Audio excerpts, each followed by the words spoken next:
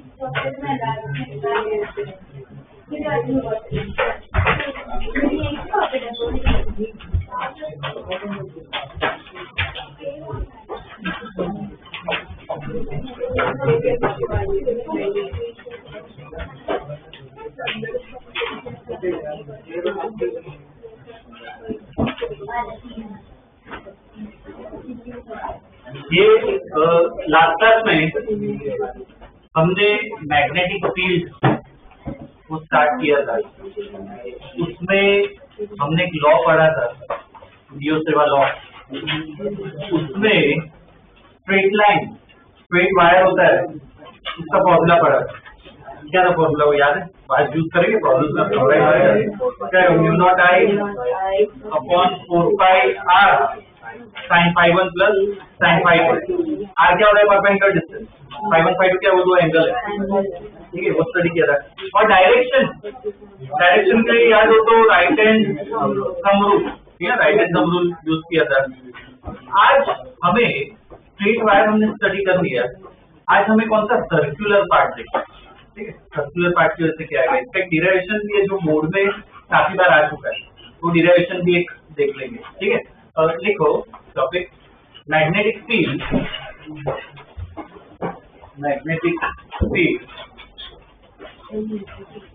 Due to circular arc.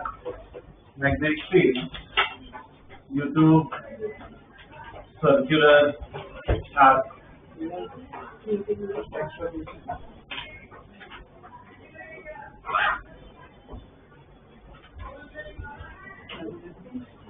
Okay, ये एक arc है, रेडियस आर ले लेते हैं, करंट कितना जा रहा है आई, ठीक है। अब ये जो आर्क है, ये सेंटर पे मुझे जानना है, तो ये एंगल पूरा मान लो कितना बन रहा है, फाई बन रहा है, ठीक है। अब इसमें क्या कहते हैं, इसमें वो दियोसेवा लॉ जो पढ़ा था, क्या करेंगे, एक एलिमेंट की वजह से निकालेंगे, बाद में क्या करेंगे, इंटीग्रेशन कर देंगे, ठीक है। तो एक एलिमेंट की वजह से, एलिमेंट के मान लो थीटा एंगल पे ये एलिमेंट लिया, ठीक है, एक एलिमेंट लिया, ये कितना एंगल बनाएगा एलिमेंट, डी थीटा, ठीक है। थीटा एंगल पे लिया, कितना होगा डी थीटा। इसकी लेंथ क्या होगी, डी एल, ठीक है। अब दियोसेवा लॉ याद हो तो क्या था, दियोसेवा लॉ कि एलिमेंट की वजह से मैग्नेटिक फील्ड कितनी होती है, mu naught upon 4 pi I dl sin theta upon are square. तो dB equal to mu naught upon 4 pi I, तो ऐसा ही रहेगा, ठीक है। dl, इसकी जो लेंथ है dl, उसको r d थीटा लिख सकते हैं, याद है आर्क के लिए, एलिमेंट के लिए क्या लिख सकते हैं, r d theta, theta d theta angle बना रहा है, रेडियस r है, तो क्या लिख सकते हो, r d थीटा। अब यहाँ पे थीटा और ये थीटा अलग है, यहाँ पे थीटा का मतलब क्या होता है, dl और r के बीच का एंगल। तो dl वेक्टर मतलब क्या है, इस तरफ ये वेक्टर, और r वेक्टर मतलब ये रेडियस वाला। तो बताओ कितना एंगल होगा dl और r, ये क्या होता है, टेंजेंट होता है ना, और ये r है, हमेशा कितना एंगल होगा, 90 डिग्री। तो इधर क्या आएगा, 90 फिक्स रहेगा, अपॉन इधर r क्या होगा, रेडियस के बराबर होगा, r स्क्वायर। तो dB इक्वल टू कितना आ रहा है, म्यू नॉट आई, एक r कैंसिल हो जाएगा, d थीटा अपॉन 4 5 आर, ठीक है, ये एलिमेंट की वजह से है, पूरे आर की वजह से चाहिए, क्या करेंगे, इंटीग्रेशन कर देंगे, ठीक है। ये ड्रॉ करो पहले इतना, बाद में यहाँ पे लिखना है कि फील्ड Q2 एलिमेंट, ठीक है, लिख लो इतना।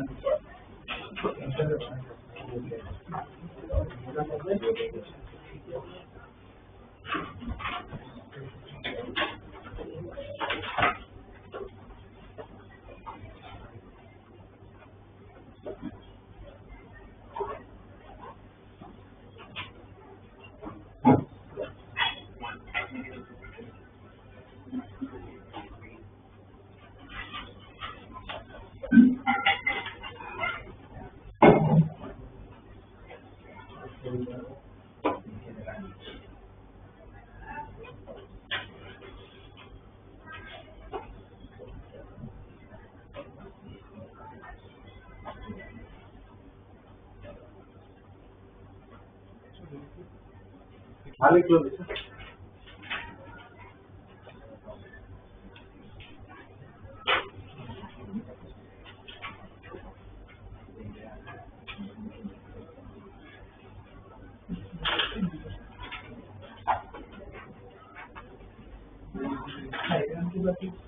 हाँ लिखो।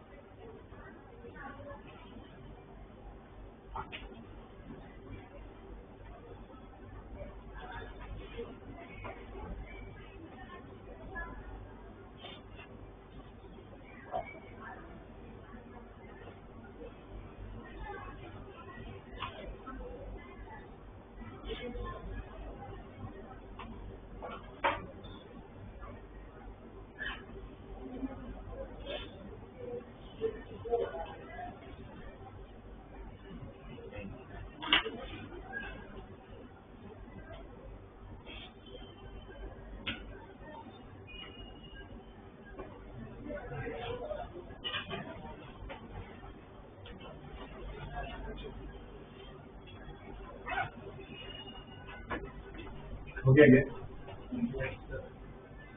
अब इसमें ना डायरेक्शन स्टडी करनी है। डायरेक्शन के लिए हमें याद हो तो वो राइट हैंड थंब रूल लगाया था।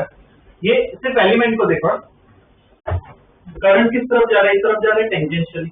तो एलिमेंट को देखिए, करंट इस तरफ जा रहा है तो राइट हैंड थंब रूल लगाओ, हम इस तरफ है तो फिंगर जैसे आ रही है, मतलब यहाँ से फील्ड क्या होगी, बाहर निकलेगी, यहाँ से फिर बाहर निकलेगी घूम के, यहाँ से क्या होगी, अंदर जाएगी। मुझे इधर स्टडी करना है सेंटर, ठीक है। तो राइट हैंड थंब समझ में आ रहा है ना, ये इधर से फील्ड बाहर निकल जाए घूम के, यहाँ पे अंदर जाएगी, तो क्या आना चाहिए, क्रॉस आना चाहिए, ठीक है। अब कोई और एलिमेंट लो, एक बार ये एलिमेंट लो, इधर एलिमेंट लो, एक बार चेक करो राइट हैंड थंब रूल लगा, अंदर ही आ रहा है क्या, इसकी वजह से यहाँ से इधर से बाहर अंदर, कोई भी एलिमेंट लो सबकी वजह से क्या आएगा, अंदर ही आएगा। तो डायरेक्शन क्या ऐसे ही डायरेक्ट इंटीग्रेशन कर सकते हैं, ठीक है। तो इसके बाद लिखो due to entire R, due to entire R क्या होगा, b इक्वल टू क्या हो जाएगा, इंटीग्रेशन db, तो b इक्वल टू इंटीग्रेशन और db जो है क्या होगा, mu naught I D theta upon 4 pi R. तो म्यू नॉट आई और 4 पाई आर बाहर ले लेते हैं, तो इंटीग्रेशन क्या आएगा, डी थीटा। अब लिमिट क्या डालोगे, तो पूरा इंटीग्रल कितना, पाई बन रहा है, तो 0 से क्या होगा पाई, डी थीटा का इंटीग्रेशन क्या होता है, थीटा। लिमिट डाल दो तो क्या आ जाएगा, पाई। तो फाइनली आंसर क्या है, म्यू नॉट आई पाई अपॉन 4 पाई, ये रिजल्ट आएगा।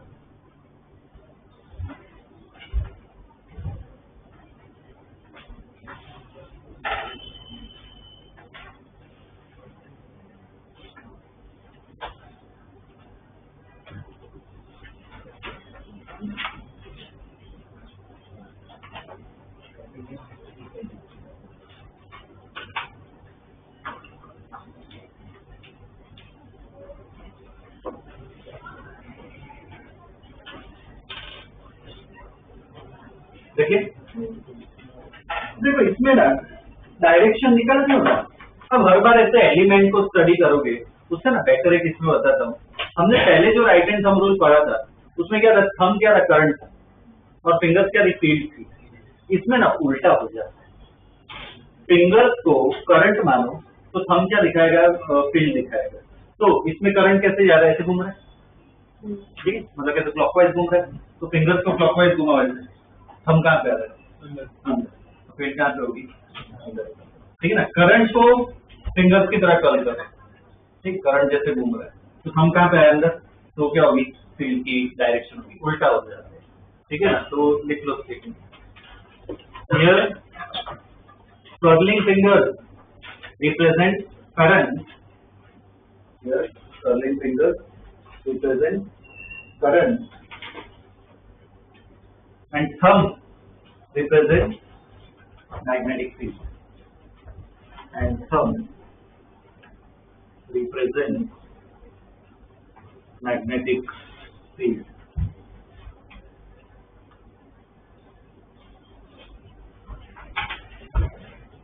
ठीक है,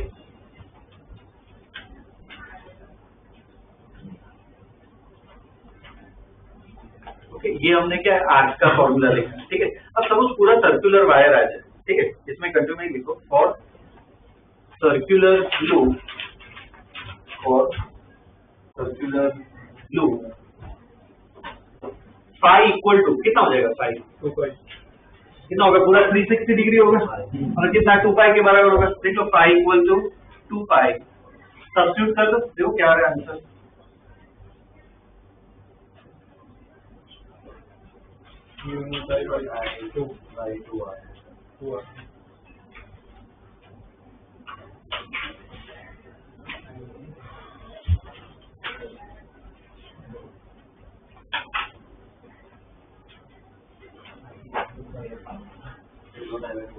कितना आएगा, B equal to mu naught I by 2 are, ठीक है ना। ये क्या एक सर्कुलर लूप की वजह से, बस आर्क वाला याद रखो, तो कोई भी पूछा हो, सर्कल सेमी सर्कल कोई भी पूछा हो, इसे निकाल पाए, ठीक है ना।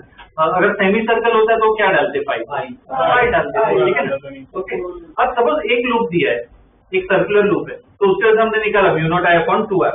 सपोज 2 लूप दिए हो तो उतना ही होगा या इंटू 2 करना चाहिए, हर एक, देखो समझो, हर एक लूप अपना खुद का बना रहे तो दूसरा भी लूप बनाएगा ना खुद का, तो क्या करना है, इंटू 2, तो n टर्न्स आ जाए, इंटू n, ठीक है, वो भी स्टेटमेंट लिख लो, for n turns, capital N, for n turns of circular loop, for n turns of circular loop, v equal to क्या हो जाएगा, n mu naught I upon 2 r, b equal to n mu naught I upon 2 are, ठीक है ना, n times हो जाता है, ठीक है, वो ध्यान रखना है। आपके क्वेश्चन में क्या ये नंबर ऑफ टर्न्स दिए होंगे, ठीक है, कितना टाइम्स मल्टीप्लाई हो जाता है, ठीक है, ये एक पार्ट हो गया। अब देखो ये जो हमने निकाली फील्ड, वो तो कहाँ पे निकाली, सेंटर पे। अब एक्सिस पे भी पूछ सकते हैं, मतलब सपोज ऐसे लूप ऐसे ड्रॉ करते हैं, ठीक है, वो क्या कहते हैं, आइसोमेट्रिक व्यू बना रहा हूँ, सपोज लूप है ये और ये लूप की एक्सिस है, तो अभी हमने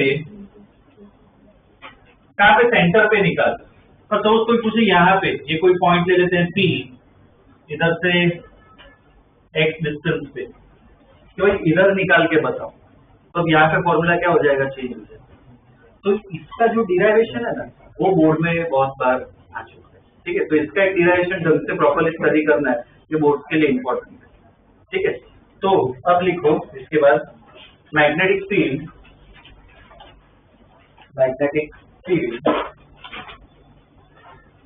on the axis of the circular loop, magnetic field on the axis of the circular loop, ठीक है। तो ये एक सर्कुलर लूप ले लेते हैं। अब देखो 3D विजुअलाइज करो, ये लूप ऐसा है, ऐसे करंट जा रहा है, ठीक है। तो ये लूप है, लूप का रेडियस कैपिटल R ले लेते हैं, और ये जो पॉइंट P है वो क्या है, सेंटर से x डिस्टेंस पे, ठीक है ना। इधर मुझे क्या है, फील्ड फाइंड करना है, ठीक है। तो अब वो फील्ड निकालते हैं, डिराइवेशन वही सेम ही प्रोसीजर है, वो बियो सेवा लॉ लगाएंगे, बाद में क्या करेंगे, इंटीग्रेशन करेंगे, ठीक है, उसका आंसर आएगा। पर ये डिराइवेशन है, प्रॉपर है, तो इसमें पहले वो स्टेटमेंट वो सब लिखना पड़ेगा ना। इसका स्टेटमेंट, इस डायग्राम का स्टेटमेंट पूरा वो कंसीडर वाला अपने आप लिखो, बाद में डायग्राम बनाओ, देखो अपने आप खुद हैबिट होगी तभी करोगे, और बार मैं नहीं लिख पाऊंगा। देखो स्टेटमेंट इसका, ड्रॉ करो diagram.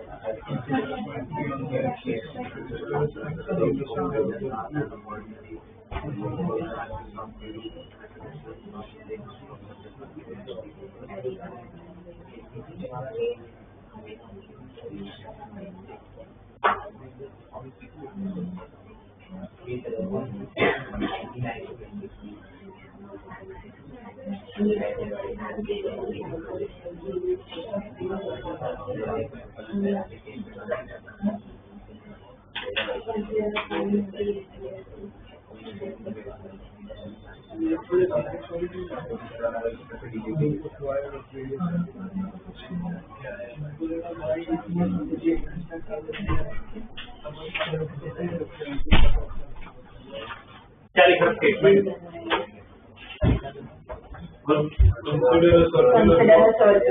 Circular loop carrying current I, ठीक है ना, ये होगा। बाद में इसका भी मेंशन करना है, पॉइंट नहीं सकते, point P is on the axis at a distance x from the center, या point P is at a distance x from the axis from the center, वो तो थोड़ा जंबल कर सकते हो, ठीक है ना, उससे पर वो मेंशन करना है उस स्टेटमेंट, ठीक है। उसके बाद ये एक डायग्राम आएगा, ओके। अब हमें क्या करना है, वो एलिमेंट लेना है, और एलिमेंट से वो क्या है, बियो सेवा लॉ लगाएंगे। तो इधर है ना, मैं कौन सा एलिमेंट ले रहा हूँ, ये टॉप वाला एलिमेंट ले रहा हूँ, ये टॉप वाला, ठीक है। इसकी लेंथ क्या होगी, dl। अब पहले तो 3D में विजुअलाइज करो, ऐसा है एक्चुअल में लूप, तो dl बताओ किस तरफ होगा। मैं टॉप वाला एलिमेंट लिया, तो वेक्टर किस तरफ होगा, करंट ऐसे घूम रहा है, तो जो टॉप का एलिमेंट है किधर होगा, की तरफ, आउट ऑफ द प्लेन, ठीक है ना। तो अब यहाँ पे ऐसे ड्रॉ तो नहीं कर सकता, पर इधर ऐसे बना रहा हूँ, तो ध्यान रखना ये जो वेक्टर है एक्चुअली क्या है, इस तरफ है ये वेक्टर, ठीक है। अब ये एलिमेंट और ये पॉइंट, ये जो वेक्टर है, ये डिस्टेंस क्या हो जाएगा, r, ठीक है। तो अब बियो सेवा लॉ अप्लाई करते पर इसका भी वो लिखना पड़ेगा, तो डायग्राम पे लिखो स्टेटमेंट की, consider an element, consider an element of length dl on the loop, consider an element of length dl on the loop, ठीक है। अब बियो सेवा लॉ अप्लाई कर रहे हैं, ठीक है, एलिमेंट तो क्या लिखोगे, अप्लाइंग बियो सेवा law, applying biyo sewa law at point P due to the element, applying biyo sewa law at point P due to element। तो एलिमेंट की वजह से निकालते हैं तो देखो डीबी तो बियो सेवा लॉ लिखना है तो क्या होगा म्यू नॉट अपॉन 4 पाई क्या होगा I DL sine theta upon are square. ठीक है, पहले तो ये लॉ लिख लो। ठीक है, DB equal to mu naught I DL sine theta upon 4 pi are square, ये लॉ लिख लिया।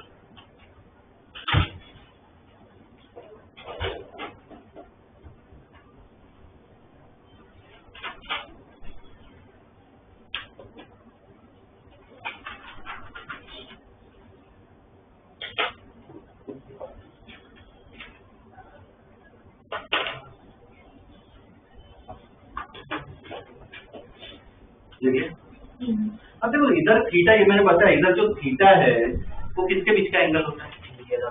डीएल और आर। तो ये डीएल है और ये आर है, कितना एंगल होगा? क्या होगा? 90 डिग्री। कोई भी एलिमेंट लो, सब में क्या होगा? 90 डिग्री रहने वाला है। ठीक है, तो इसके नीचे लिखो for each element d l vector form में, for each element d l is perpendicular to r, दोनों में वेक्टर डालना है। For each element d l is perpendicular to r, तो थीटा इक्वल टू क्या होगा? 90 डिग्री। तो डीबी जो है वो कितना हो जाएगा? Mu naught I DL upon 4 pi are square. ठीक है, अब देखो आर स्क्वायर को कुछ सब्स्टिट्यूट कर सकते हैं, लगा सकते हो। ठीक है ना, तो लिख लो इसके बाद कि फ्रॉम द फिगर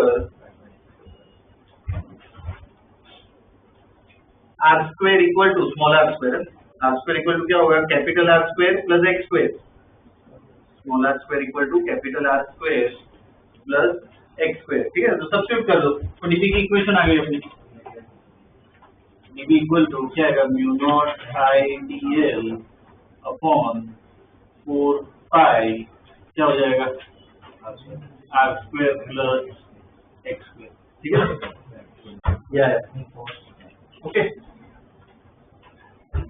अब इधर है ना फील्ड की डायरेक्शन स्टडी करनी बहुत जरूरी है। ठीक है, इधर ध्यान देना है डायरेक्शन से। तो देखो कैसे देना है, इस तरफ डीएल है, मतलब इस तरफ आई आ रहा है। ठीक है, आई ऐसे है, आर इधर है, तो ऐसे केस में क्या है? आई इस तरफ है तो राइट हैंड थंब रूल लगाओ सिर्फ एलिमेंट की वजह से। करंट की तरफ थंब ऐसे घूम रही है फील्ड, मतलब क्या ऐसे सर्कल बना रही है, तो विजुअलाइज करो बड़े बड़े सर्कल होते जा रहे हैं। ठीक है, सिर्फ इस एलिमेंट की वजह से सर्कल बड़े होते जा रहे हैं। ये सर्कल एक पॉइंट क्या पी से भी पास होगा, कैसे पास होगा? ऊपर पास होगा। समझो ये सेंटर है, एक तरह का रेडियस हो जाता है इसके परपेंडिकुलर। तो मैग्नेटिक फील्ड जो है वो ऐसी होती है आर के परपेंडिकुलर एलिमेंट की वजह से। ठीक है, अब इसके कंपोनेंट बनाते हैं। एक कंपोनेंट इस तरह, दूसरा कंपोनेंट यहाँ, इसको डीबी एक्स ले लेते हैं, ये डीबी वाई ले लेते हैं। ठीक है, कंपोनेंट बनाने पड़ेंगे क्योंकि तभी इंटीग्रेशन करता है। सर्कल कैसे बनता है? सपोज ये वायर है, मान लो ऐसे वायर है, तो जैसे सर्कल्स बनते हैं फील्ड के। अब हमें इस पॉइंट पे चाहिए फील्ड, तो ये अपना आर होगा ना, तो जैसे टेंजेंट बनाना होता है तो आर के हमेशा क्या होगा? परपेंडिकुलर होगा। तो ये क्या होगा? डीबी। इसके कंपोनेंट हमें क्या करना है? स्टडी करना है। ठीक है, कंपोनेंट का इंटीग्रेशन करना है। ओके, इसमें ये डीबी है। अच्छा, वो कंपोनेंट स्टडी करते हैं। एक बार है ना, इधर ड्रॉ मैं अभी सिर्फ कर रहा हूँ, बाद में रफ कर देंगे। सपोज मैं ये एलिमेंट लूँ, इस एलिमेंट से बता सकते हो कहाँ पे होगी फील्ड? इस एलिमेंट के लिए इस तरफ थी, इस एलिमेंट के लिए बता सकते हो ऐसी होगी। तो इसका भी कंपोनेंट बनेगा, एक कंपोनेंट इधर, एक कंपोनेंट नीचे। कौन सा कंपोनेंट कैंसिल हो जाएगा? वाई वाला क्या हो जाएगा? कैंसिल हो जाएगा। तो इधर वाई का जो कंपोनेंट्स है वो सारे क्या होंगे? कैंसिल होंगे। तो तुझे हमें इंटीग्रेशन करना है, मुझे किसमें करना है? एक्स में। वाई के कंपोनेंट क्या हो जाएंगे? कैंसिल। पर वो पूरा प्रॉपर समझाना पड़ेगा डिराइवेशन में। ठीक है, ये इतना लिखिए। इसके बाद देखो as shown in the figure, as shown in the figure,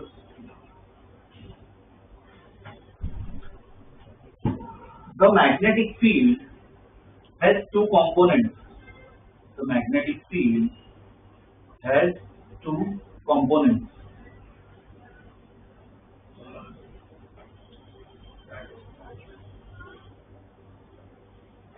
ठीक है, तो दोनों का क्या एक्सप्लेनेशन देना पड़ेगा। ठीक है, तो पहला लिखो परपेंडिकुलर कंपोनेंट, पहला लिखो perpendicular component dB by perpendicular component dB by gets cancelled on summation, gets cancelled on summation, and the resultant is zero. The perpendicular component dB by gets cancelled on summation, and the resultant is zero.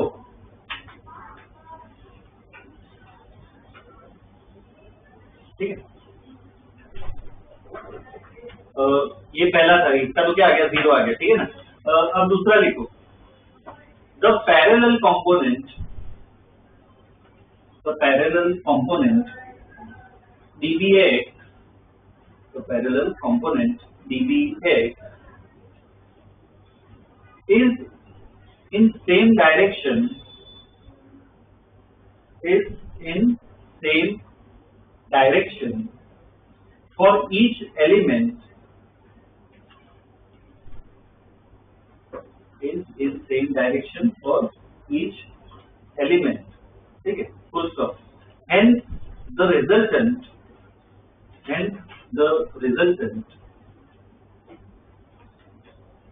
can be obtained by integration, and the resultant can be obtained by integration. ठीक, तो अब इसका integration हमें करना है, पर सिर्फ किसका करना है, इसका करना है। तो कोई एंगल, इसके साथ ये एंगल चाहिए होगा, ये कुछ एंगल फाई ले लेते हैं। तो dBx तो क्या लिख सकते हैं, dB cos फाई लिख सकते हैं। ठीक है, अब dBx इक्वल टू, ये dB डाल देते हैं इधर, u0 I dl लिख लो, phi r square plus x square cos phi. ठीक है यार,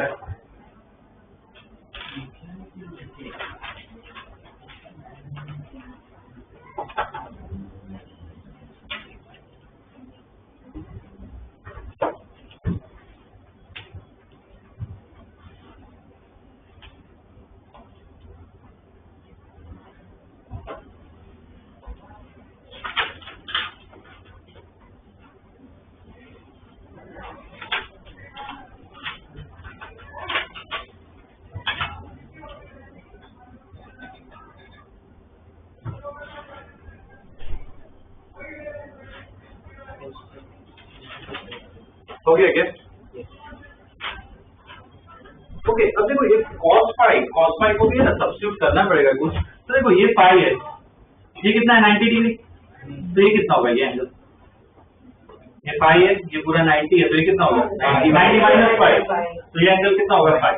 तब ये ट्राइंगल को देखो, cos फाई क्या लिख सकते हो, r by base upon hypotenuse. इसका नीचे लिखो फ्रॉम द फिगर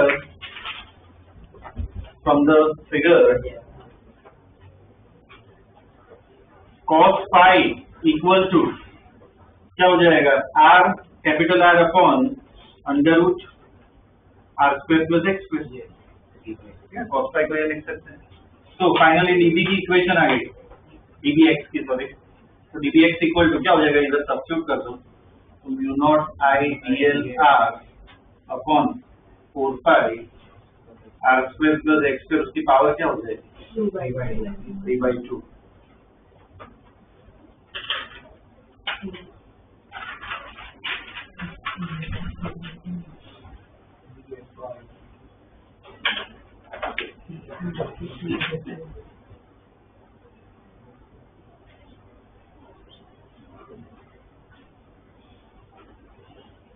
देखिए तो क्या होगा, dB होगा। ठीक है, अब क्या करना है, इंटीग्रेशन करना है। ठीक है, इसके बाद लिखो for entire loop, for entire loop क्या हो जाएगा, b equal to integration dbx, तो b इक्वल टू इंटीग्रेशन, ये सब्स्टिट्यूट कर दो, mu naught I R D L upon 4 pi are square plus x square with to 3/2। इधर मुझे बताओ क्या क्या constant, mu naught I R वो तो कांस्टेंट है, 4 पाई एक्स कांस्टेंट है, वेरिएबल है, एलिमेंट देखो, एलिमेंट इधर घूमते जाओ, एलिमेंट में एक्स तो नहीं रहेगा, ठीक है, तो एक्स इधर क्या है, कांस्टेंट है, तो सब पार्ट बाहर आ जाएगा, सिर्फ डीएल अंदर रहेगा, तो mu naught I r upon 4 pi are square plus x square with to 3/2, integration क्या होगा, डीएल, ठीक।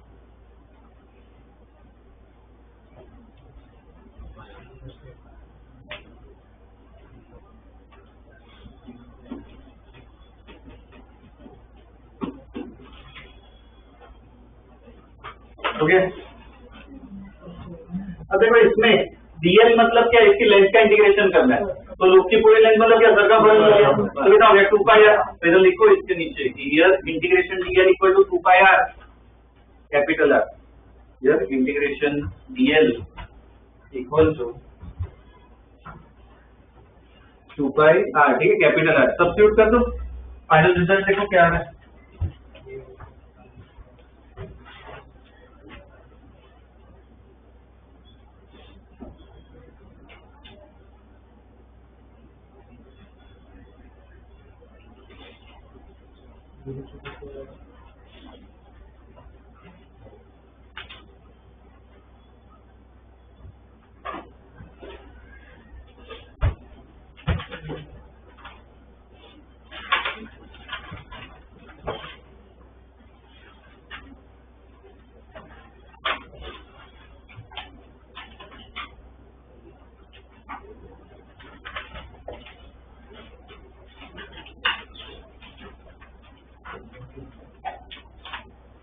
देखिए, ठीक है, ये अपना रिजल्ट है, ये फॉर्मूला। अब ये जो डिराइवेशन है, तो बताया मैंने, ये डिराइवेशन क्या बोर्ड्स में काफी बार आ चुका है, ठीक है, तो ये इसलिए करवाया, बाकी कोई रीजन नहीं करवाने का। कॉम्पिटिटिव पार्ट में देखिए तो उसमें तो सिर्फ फॉर्मूला ही काम आने वाला है, ठीक है, तो ये ध्यान रखना, डिराइवेशन ऐसा हो तो लिख लेना, उसमें जो टॉपिक लिखा है ना, उसमें जो ब्रैकेट है तो लिख लो बोर्ड, ठीक है ना, डिराइवेशन इसलिए करवा रहा हूँ, बोर्ड में पूछ रहे हैं, ठीक है ना, एनसीईआरटी बाद में खोलने की भी जरूरत नहीं है, अपने नोट्स में से ही पढ़ो, ठीक है, पूरा ही कवर हो जाएगा। ओके, तो ये एक पार्ट हो गया अपना। अच्छा, डायरेक्शन, डायरेक्शन की बात करें तो इधर वही राइट हैंड थंब रूल जो बताया कि उल्टा कर दो, फिंगर्स क्या रिप्रेजेंट करेगी, करंट, और थंब अपना फील्ड होगा, तो करंट ऐसे घूम रहा है, तो फिंगर्स को ऐसे कर्ल करो, थंब किस तरफ आ रहा है, इस तरफ भी है ना, ठीक है ना, अलोंग द, सपोज ऐसे करंट घूमता है तो तब इस तरफ आता है, तो फील्ड किस तरफ आती है, इस तरफ, ठीक है ना, तो लिख लो direction of field is along the axis, ठीक है, उसने स्टेटमेंट डाला, direction of field is along the axis.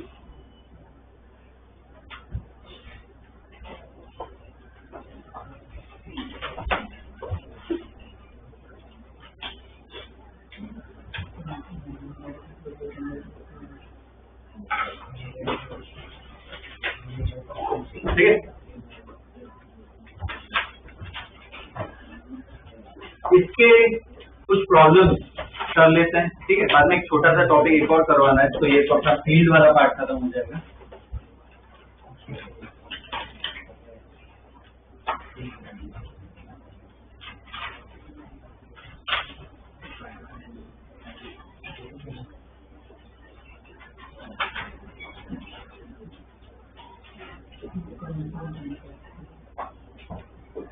Question लिख लो, फाइंड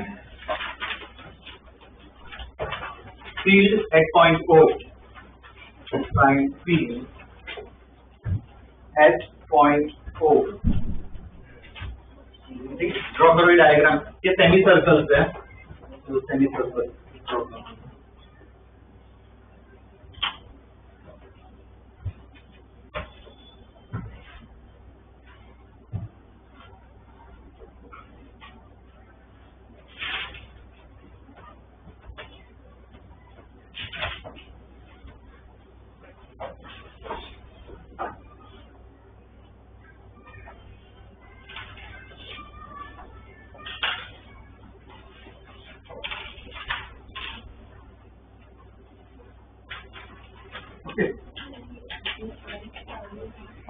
यार ये लेंथ ये ओके।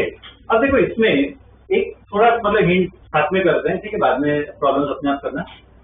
इधर देखो टोटल ये इस पार्ट को कितने सेगमेंट है इसमें, 4, 1 2 3 और 4, ठीक है। तो पहले मुझे सेमी सर्कल की वजह से निकालना है, इसको 1 नाम दे देते हैं, ठीक है। तो B1 मुझे निकालना है, इसकी वजह से फील्ड निकालनी, कहाँ पे, सेंटर पे, O पे। तो सेमी सर्कल है अपने पास, R का फॉर्मूला है म्यू नॉट आई पाई कितना डालू, पाई अपॉन 4 पाई, रेडियस कितना है इसका R, तो कितना आ गया mu naught I upon 4R, ठीक है। ये आ गया। डायरेक्शन बताओ, राइट हैंड का प्रोन यूज करो। इधर फिंगर्स क्या है, करंट है, फिंगर्स ऐसे घूम रही है, कहाँ पे आ रहा है, आउटसाइड, बाहर की तरफ, ठीक है। ये आ रहा है। ऐसे ही क्या करना है, हर एक की वजह से निकालना है। ये 1 2 3 और 4 ले लेते हैं।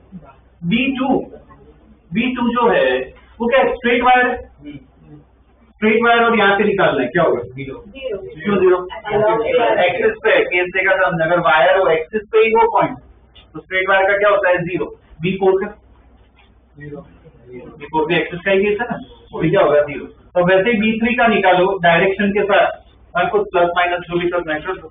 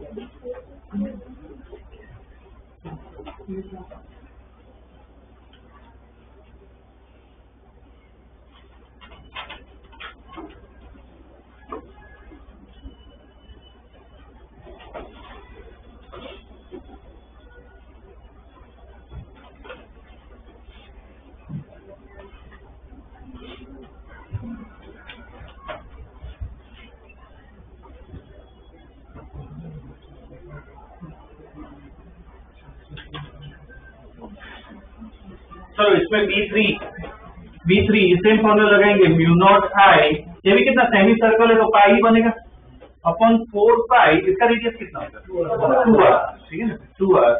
तो क्या रहेगा mu naught I upon 8R, direction बोलो, मतलब घूम रहा है, कहाँ पे आ रहा है, बाहर ही आ रहा है। और देखो दूसरा पार्ट एक ही सेंस में घूम रहा है ना करंट, तो क्या है एक की वजह से निकला, बाकी सबकी वजह से सेम ही आता है, ठीक है। तो इसकी वजह से बाहर है तो इसकी वजह से बाहर ही आएगा।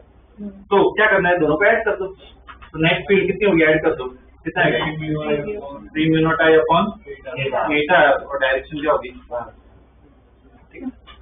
ये इधर क्वेश्चन लिखा है दूसरा, वो ट्राई करो।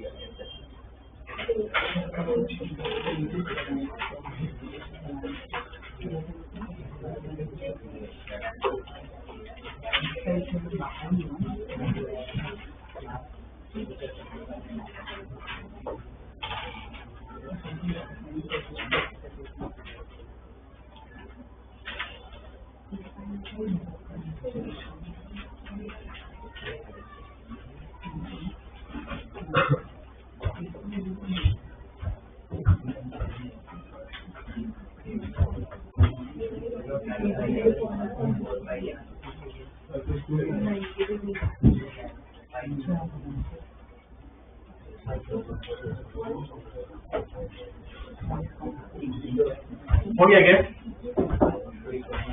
इधर 3 पार्ट है, ये फर्स्ट, सेकंड और थर्ड। तो V1 बताओ सर्कल से एक्सिस पे, तो V1 तो 0 हो गया। V2 सेमी सर्कल की वजह से U0 I pi upon 4 pi, radius क्या होगा R, डायरेक्शन भी बता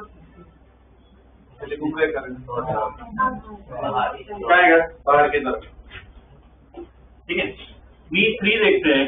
अब देखो V3 की बात करें तो यहाँ से स्टार्ट हो रहा है और इन्फाइनाइट तक जा रहा है, तो उसमें कौन सा वो स्ट्रेट वायर वाला फॉर्मूला लगा है, तो वो क्या था U0 I upon 4 pi perpendicular distance, क्या इधर R ही होगा, तो R ही रहेगा। इधर क्या होता है, 2 एंगल होते हैं, तो 2 एंगल कैसे कनेक्ट करते हैं, ये जो एंड पॉइंट है उसको पहले इसके साथ कनेक्ट करो, तो एक का एंड पॉइंट इधर ही है, तो ये एक एंगल कौन सा होगा, पहला एंगल कौन सा होगा, 0, सामने ही है। दूसरा इनफाइनाइट पे कितना एंगल बनेगा, ये क्या होगा 90, और डायरेक्शन बोलो, इसमें राइट हैंड थंब रूल, इसमें उनको थंब करंट हो जाएगा, थंब करंट है, यहाँ से क्या है देखो बाहर आ रहा है, इधर से बाहर निकलेगा, इधर से अंदर जाएगा, तो उससे क्या है बाहर निकल रहा है, क्या आएगा डॉट, तो दोनों को क्या करना है, ऐड करना है, तो नेट फील्ड कितनी हो जाएगी U0 I by 4R, common ले सकते हो, क्या आएगा इधर 1 + 1/5, क्या आएगा, और डायरेक्शन क्या होगी बाहर।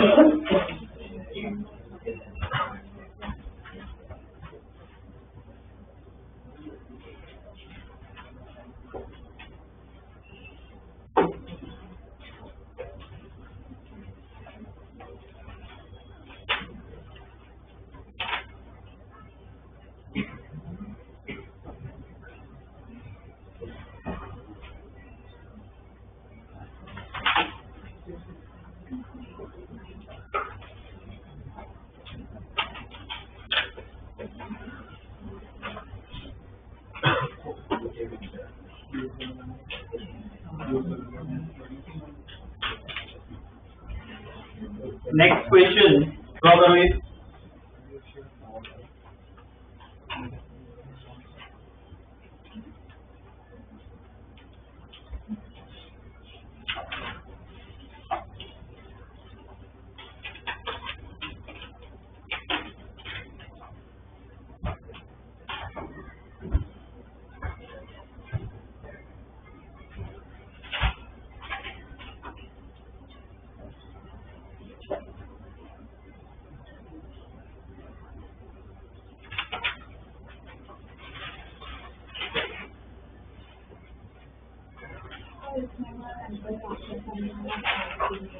एक पॉइंट के एग्जैक्ट सामने समझो वायर है, यहाँ पे पॉइंट है, ये R, एक एंगल होगा अपना ∅1, अब ये पॉइंट को ऐसे इधर शिफ्ट करते जाओगे, ∅1 क्या हो जाएगा, 0 हो जाएगा।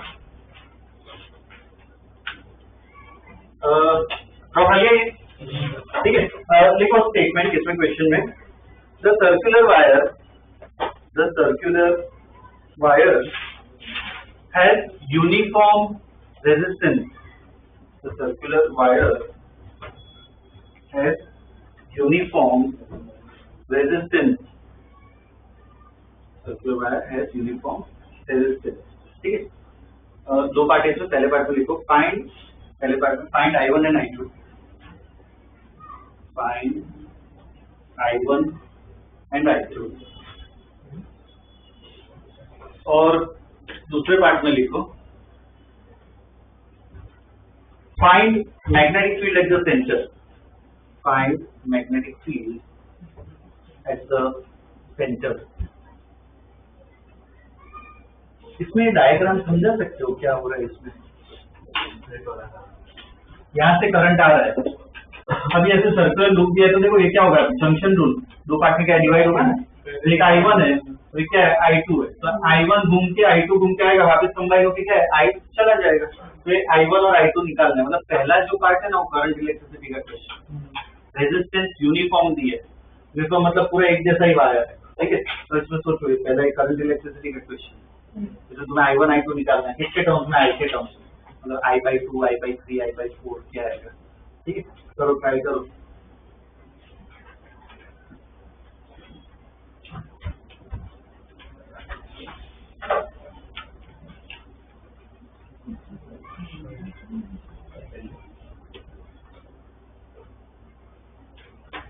रेडियस स्मॉलर रखो, रेडियस स्मॉलर, ठीक है।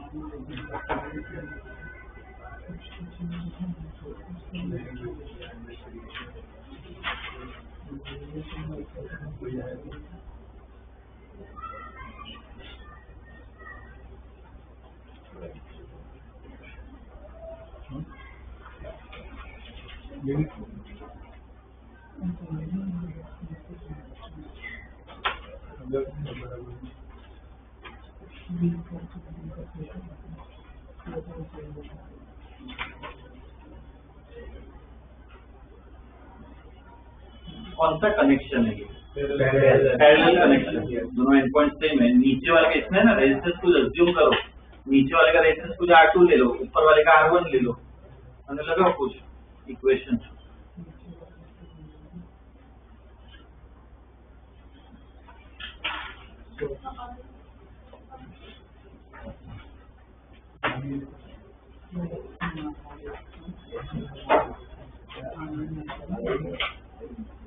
मैग्नेटिक फील्ड पर देखो, डायरेक्शन देखो, मैंने पहले ही बोला, पहले सबसे डायरेक्शन चेक करना।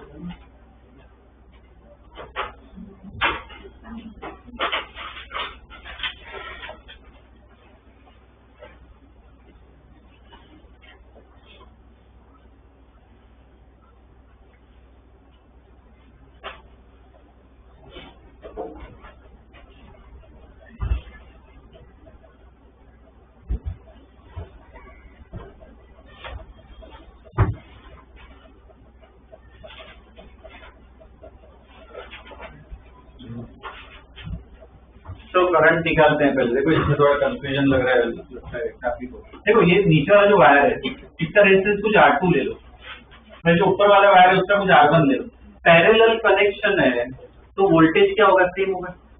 ठीक है, अब देखो इसमें मतलब लॉजिक क्या है, तुम्हें ये दो वैल्यू, दो अननोन है, मतलब क्या है, दो इक्वेशन बनानी है।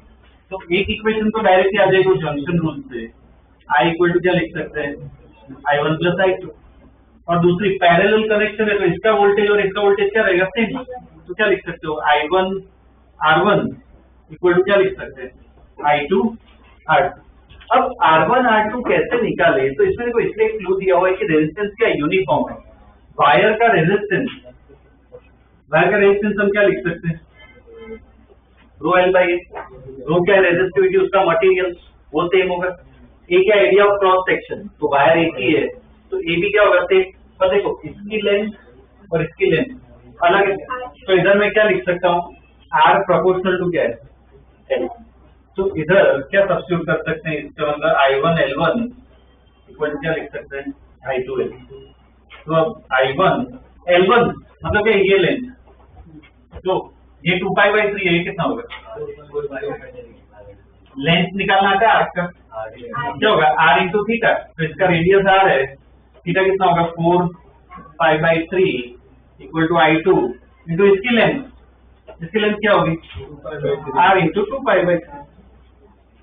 तो इधर से देखो R और वो सब कैंसल, तो 2I1 इक्वल टू क्या लिख सकते हैं, I2। तो ये इक्वेशन आई, दूसरी ये इक्वेशन आई, दोनों को सब्स्टिट्यूट करो, I1 I2 आ जाएगा, करो सब्स्टिट्यूट, लिख दो I1 आना चाहिए I/3 और ये आएगा 2I/3। ये पहला पार्ट हो गया।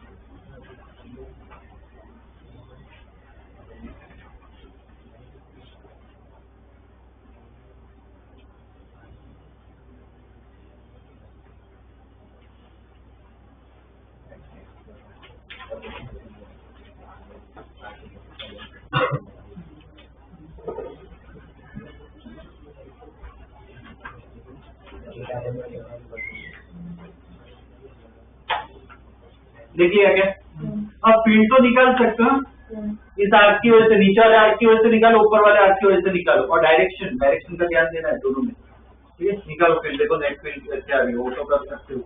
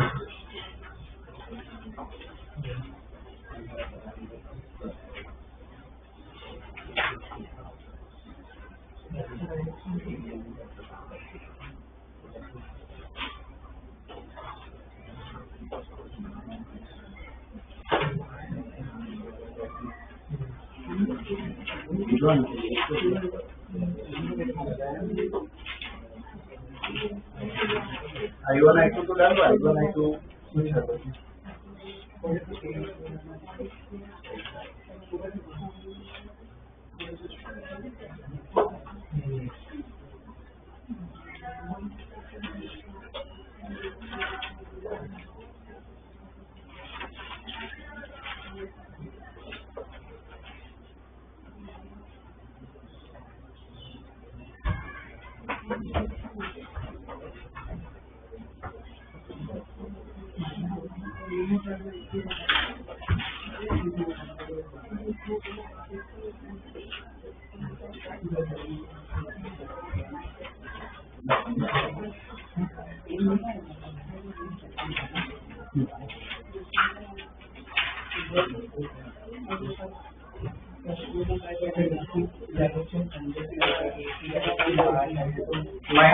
माइनस B1 पहले ऊपर वाले वायर की वजह से निकाले तो फॉर्मूला क्या है, म्यू नॉट I1 पाई कितना होगा उसका 4π/3 अपॉन 4π रेडियस क्या होगा R, तो सब्स्टिट्यूट कर देते हैं। I1 अपना कितना है I/3, जब सब्स्टिट्यूट कर दो तो कितना हो जाएगा म्यू नॉट I/9R, ठीक है। डायरेक्शन बोलो इसकी, ये पहले I1 इसकी माइनस एक है तो अंदर आ रहा है, ठीक है, तो क्रॉस आएगा।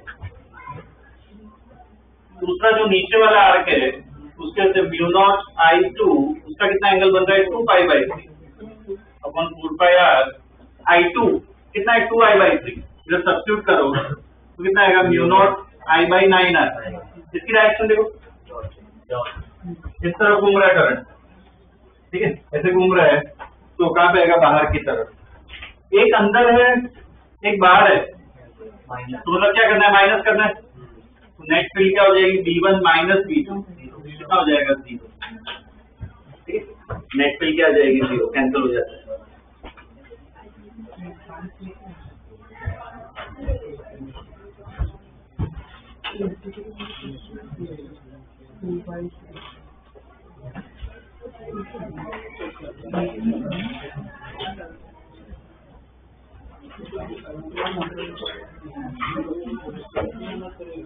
अब देखो इसमें ये ना एक इम्पोर्टेंट रिजल्ट आया है, ये तो सर्कल वाला था। अब सपोज इसकी जगह मैं कुछ ऐसा दे दूं, ये इक्विलेटरल ट्रायंगल है, ठीक है, ये सेंट्रॉइड इसका, ये एक वायर इधर से आ रहा है आई करंट लेके इधर से जा रहा है, सेमी प्रोसेस होगा सॉल्व करने का, ठीक है, सॉल्व करोगे ना इधर भी फील्ड क्या आएगी 0 ही आएगी। ऐसा कोई भी सिमेट्रिक कॉन्फ़िगरेशन हो ना जिसमें से करंट डिवाइड हो रहा हो तो सेंटर पे फील्ड क्या होती है 0 ही, तो ये इसलिए ये प्रॉब्लम करवाया कि ऑब्जर्वेशन क्या ध्यान रखो, तो 2-3 स्टार बना के ना इसमें स्टेटमेंट लिख लो, in symmetric configuration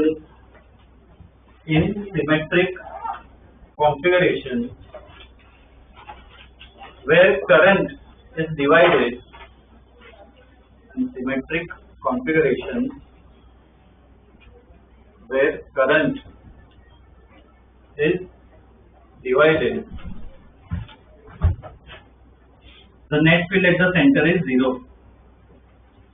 The net field at the center is 0. ठीक है, या वैसे स्क्वायर आ जाए तो भी क्या होगा 0 होगा, ठीक है ना, ये ध्यान रखना, सिमेट्रिक हो तो 0 मिलता है, ठीक है, ड्रॉ कर लो।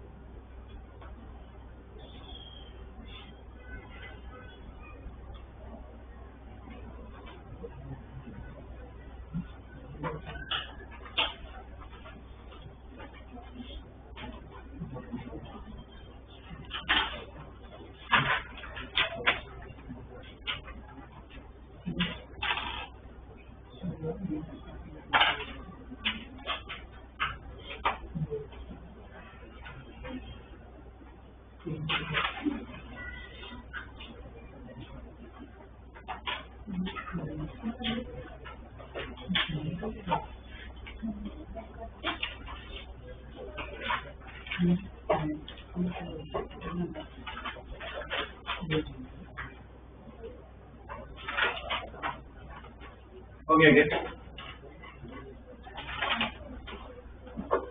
ओके, ये हमने जो एक्सिस वाला फॉर्मूला डिराइव किया है, अभी वो पूरा डिराइवेशन जो किया है उसके बेस पे भी प्रॉब्लम था, ठीक है? तो एक आध प्रॉब्लम उसका भी कर लेते हैं।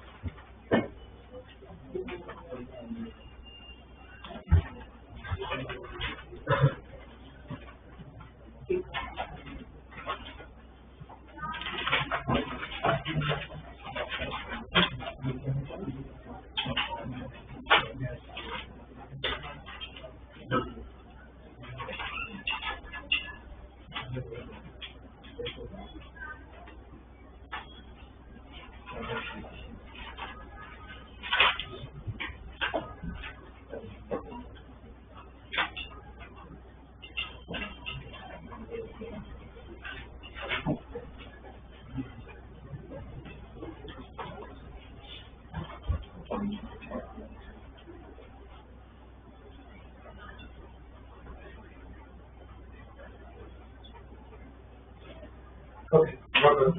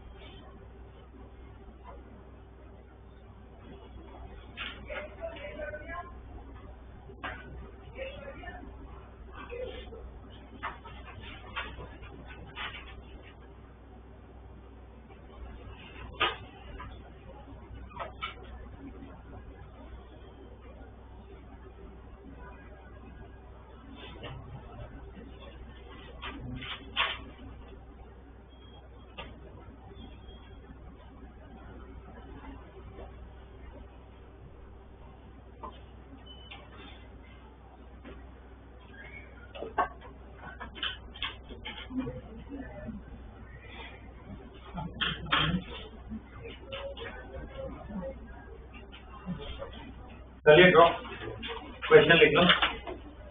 Find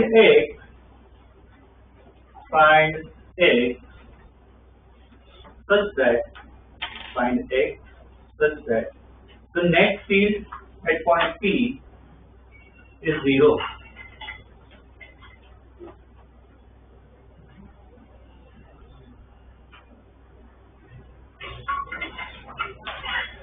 Find x such that net field at point P is 0. ठीक है ना?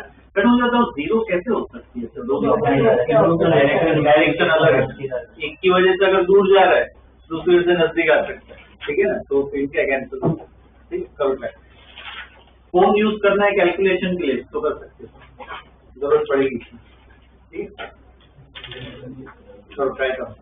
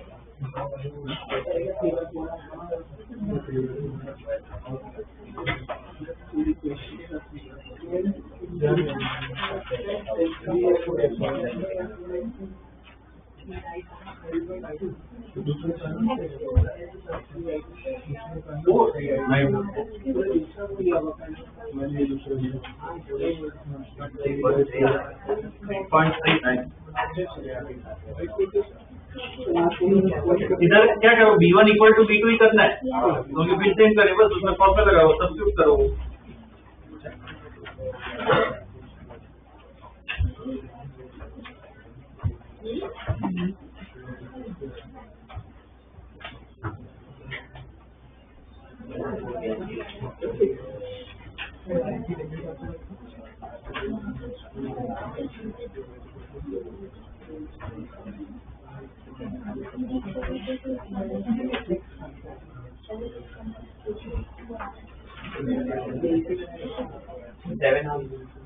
सेवन आ गया, चल के आसपास कहाँ होता 7 के आसपास।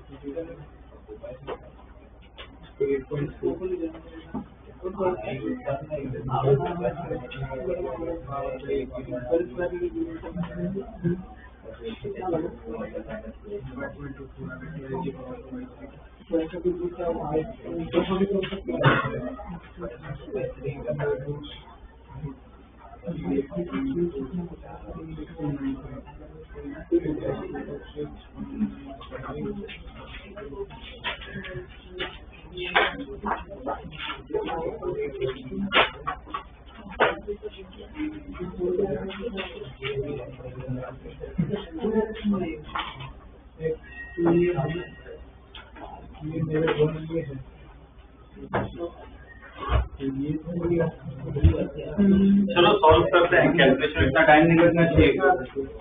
देखो बड़े वाले लूप का 1 ले लेते हैं, इसको 2 ले लेते हैं, तो B1 इक्वल टू B2 अपना फॉर्मूला है एक्सिस का, तो V1 कितना होगा, म्यू नॉट आई की जगह क्या डालोगे 3i, ऊपर क्या था आर स्क्वायर, बड़े बड़े लूप का रेडियस क्या है 2r है, तो उसका स्क्वायर, पूरा स्क्वायर अपॉन क्या था नीचे 4 था 2 था, r square plus x square, पर आर इधर क्या है 2r है, 4r square plus x square. तो पहले तो देखो और एक वैल्यू ढंग से डालिए इज इक्वल टू, अब दूसरा लूप की वजह म्यू नॉट करंट कितना है आई, रेडियस कितना है तो r square upon 2 r square plus x square, x दिया हुआ है 3r है तो क्या आएगा 9r स्क्वायर इज टू 3/। अब इसमें जो कैंसल हो रहा है वो कर दो, तो कितना आ जाएगा इधर, तो डायरेक्ट सिंप्लीफाई करके लिख रहा हूं इधर 12 into 10r square raise to 3/2 equal to 4r square plus x square raise to 3/2, ये आएगी इक्वेशन। अब देखो 3/2 हटाना है, तो 3/2 मतलब क्या 2/3 से मल्टीप्लाई करो, तो 12 raise to 2/3 into 10r square is equal to 4r square plus x square. ये कैलकुलेटर से करो, कैलकुलेट कितना आ जाएगा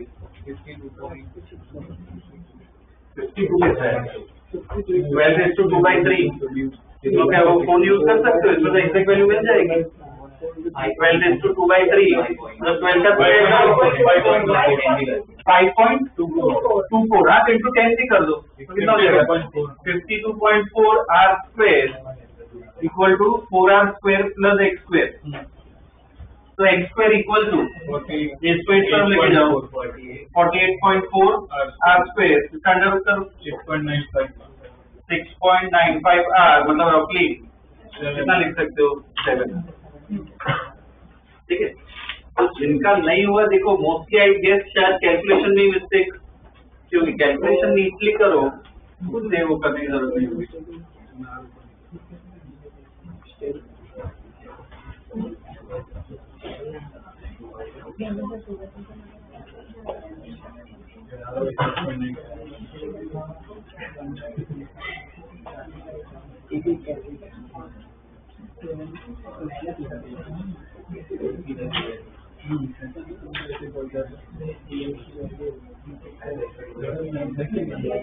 फर्स्ट स्टेज छोड़ सॉल्व करा, ध्यान दो 10 मिनट का एक और काम है, मुझे छोटा सा टॉपिक करवाना है, ठीक है वो एक पढ़ लेते हैं, तो क्या है वो ये टॉपिक अपना पूरा खत्म हो जाएगा, ठीक है ना।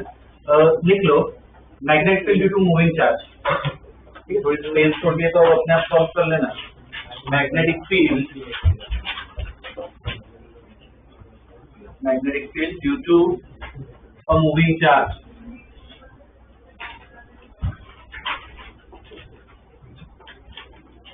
अब देखो एक चार्ज जो है अगर वो चार्ज रेस्ट पे हो, स्टेशनरी हो, तो क्या इलेक्ट्रिक फील्ड तो बनेगा ही। तो अगर चार्ज मूव कर रहा है तो इलेक्ट्रिक फील्ड तो बनती है, साथ में क्या बनता है मैग्नेटिक फील्ड भी बनती है। क्यों, अभी हमने देखा करंट जा रहा है मतलब बेसिकली क्या है मूविंग चार्ज ही होता है ना, तो मूविंग चार्ज का इलेक्ट्रिक फील्ड भी बनाता है मैग्नेटिक फील्ड भी बनाता है, ठीक है। तो उसकी इक्वेशन हमें स्टडी करनी है, ये बोर्ड में नहीं है कंप्यूटर पार्ट में है, ठीक है ना।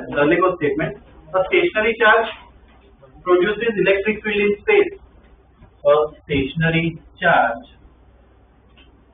produces electric field in space.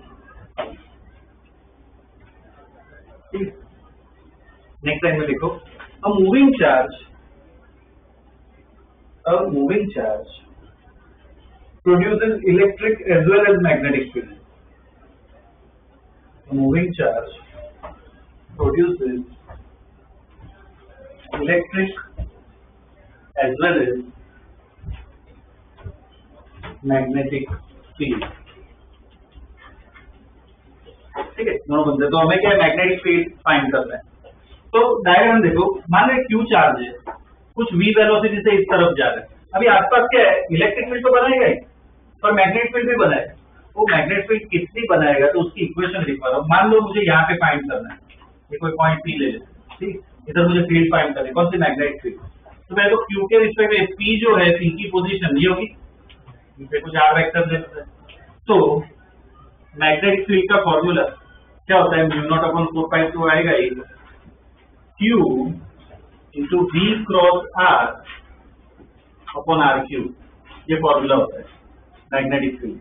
ये वेक्टर फॉर्म है, क्रॉस प्रोडक्ट या तो डिटरमिनेंट बनाते हैं आई कैप जे कैप लिखते हैं, तो ये वाला फॉर्मूला कब यूज करना है, जब आई कैप जे कैप दी हो, जब वैल्यूज दी हो, मतलब मुझे सिर्फ मैग्नीट्यूड चाहिए तो म्यू नॉट अपॉन 4 पाई, इसको क्या लिख सकते हैं, v cross r sine theta, एक आर कैंसिल हो जाएगा, तो q v sine theta by r, ठीक है ना। ये कब यूज करोगे, जब वैल्यूज दी हो, ठीक है।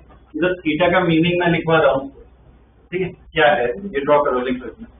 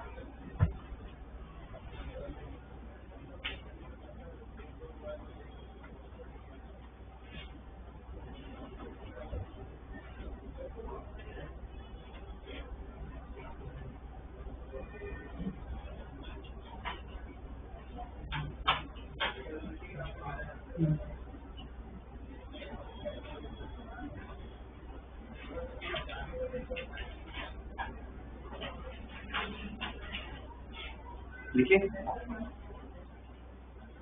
थीटा का मतलब इधर क्या होता है, देखो वी क्रॉस आर है, इसका मतलब थीटा का मतलब क्या होगा, इसके बीच का एंगल होगा वी और आर, ठीक है, तो थीटा का मतलब लिख लो, angle between V and are.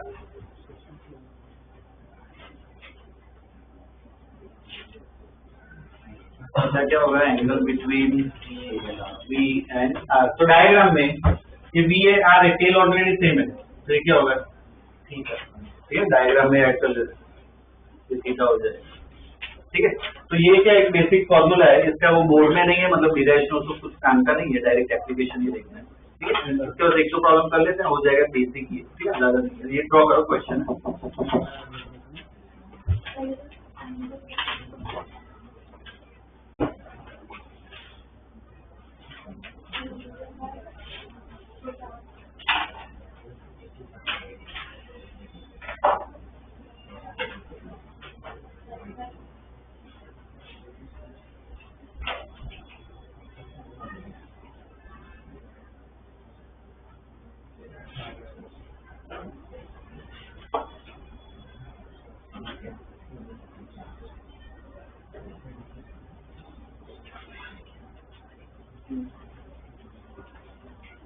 Question लिख लो, find magnetic field, find magnetic field at point x and y, find magnetic field at point x and y।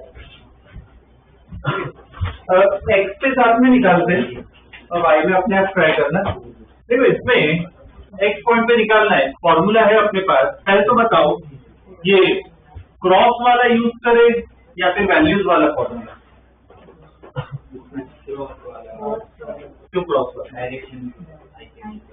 देखो वैल्यूज दे रखी है, अगर मैं ऐसा लिखता वेलोसिटी को 3i कैप प्लस 4j का ऐसा कुछ देते तो क्रॉस वाला यूज करते, इसको क्या वैल्यू वाला ही फॉर्मूला यूज करते हैं। तो v पता है, पहले लिखो at point A, at point A v कितना है, ये 100 मीटर पर सेकेंड, ठीक है। अब r देखो कहां से, चार्ज से देखो, चार्ज से पॉइंट x को देखो, तो ये r हो जाएगा, तो r इक्वल टू क्या लिख लो, 2, r इक्वल टू क्या हो जाएगा 2, और थीटा बताओ 90 होगा, v और r के बीच का एंगल थीटा कितना होगा 90, ओके। सब वैल्यूज पता है, फॉर्मूला में सब्स्टिट्यूट करो, उसमें ना चार्ज को -4 मत डालना, सिर्फ 4 डालना, मैं बताऊंगा माइनस का काम क्या है, फॉर्मूला में सिर्फ वैल्यूज डालो। म्यू नॉट अपॉन 4 पाई की वैल्यू पता है ना, -7, ठीक है, 10⁻⁷।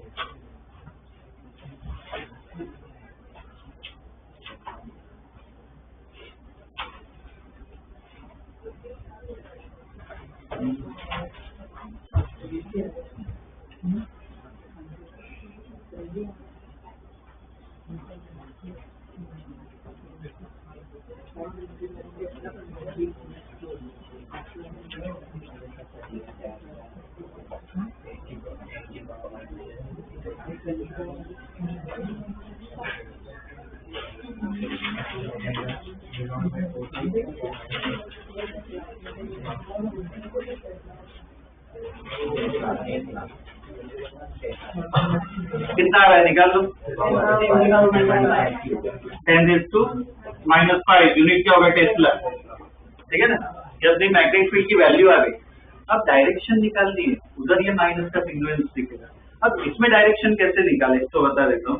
इसमें करंट ही देखो कि करंट कैसे फ्लो, चार्ज फ्लो कर रहा है, मतलब बेसिकली ऐसा मान सकते हो करंट फ्लो कर रहा है। तो माइनस नेगेटिव चार्ज इस तरफ जा रहा है, तो करंट इस तरफ जा रहा है, ऑपोजिट डायरेक्शन में। अब लगो राइट हैंड का करंट इस तरफ जा रहा है, यहाँ पे निकालना है। करंट इस तरफ जा रहा है, तो यहाँ से क्या होगा, अंदर घुसेगा, घूम के यहाँ से क्या आएगा, बाहर आएगा, ठीक है। बाहर देखो, इधर मैंने एक्स और वाई लिखा है, तो बाहर की तरफ मतलब कौन सी डायरेक्शन, ठीक है। ये वाई पे पूरा अपने आप निकाल, ठीक।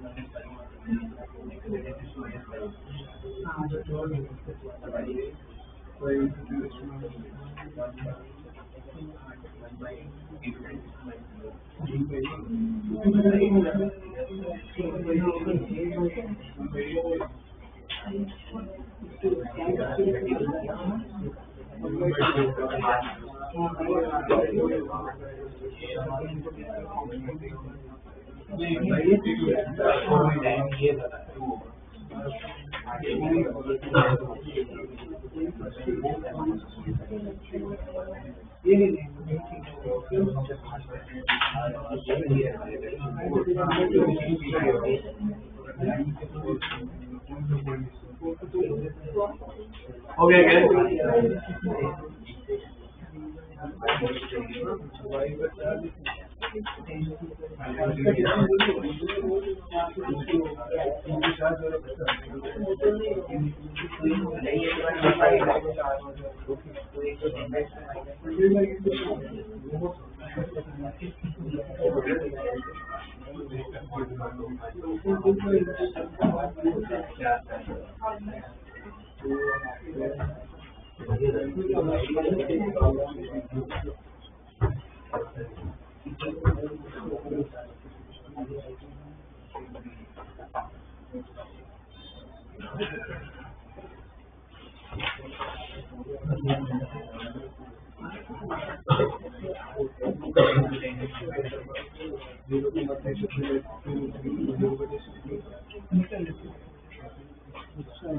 y पॉइंट पे r ये होगा, ये r होगा।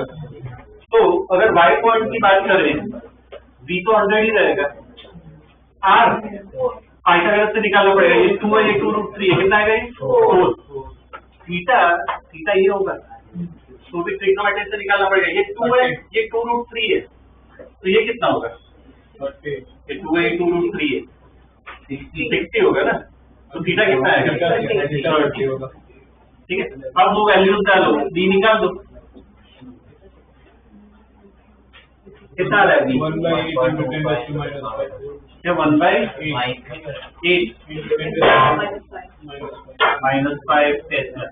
ठीक है, ये मैग्नेटिक फील्ड आ गई। ओके, और वही सेम डायरेक्शन हो इफेक्टिव करंट की, देखो डायरेक्शन निकाल दो, इस तरफ करंट जा रहा है, ऐसे ही जैसे भी आएगा k कैप भी आएगा।